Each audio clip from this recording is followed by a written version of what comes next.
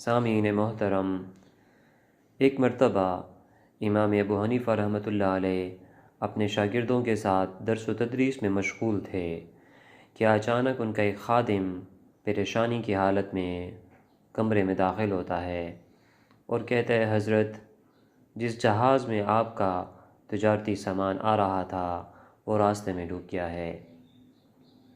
حضرت نے اس کی طرف دیکھا اور مسکرائے اور کہنے لگے الحمدللہ، اور پھر دوبارہ درس و تدریس میں مشغول ہو گئے۔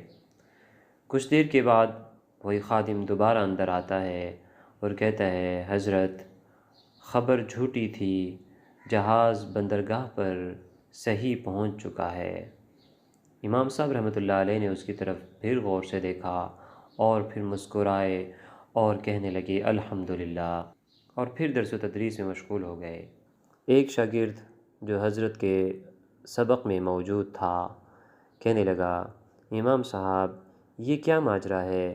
جہاز ڈوب گیا تو آپ نے الحمدللہ کہا، بچ گیا تو پھر آپ نے الحمدللہ کہا، آپ کی مسکراہٹ میں ذرہ برابر بھی فرق نہیں آیا، اس کی کیا وجہ ہے؟ امام صاحب رحمۃ اللہ علیہ نے اس شاگرد کو بڑے غور سے دیکھا اور کہنے لگے، بیٹا، وہ ڈوبا تھا تو اللہ کی مرضی تھی، اب بچ گیا تو بھی اللہ کی مرضی سے ہوا، ہمیں تو ہر حال میں اللہ کا شکر ادا کرنا چاہیے۔ سامعین گرامی، اس مختصر واقعے سے ہمیں یہ سبق حاصل ہوا کہ ہم جس حالت میں زندگی گزار رہے ہیں، ہر حال میں ہمیں اللہ کا شکر ادا کرنا چاہیے۔ اللہ نے اپنے کلام پاک میں ارشاد فرمایا، لَإِن شَكَرْتُمْ لَأَزِيدَنَّكُمْ، اے میرے بندو، اگر تم میرا شکر ادا کرو گے تو میں تمہیں اور زیادہ دوں گا۔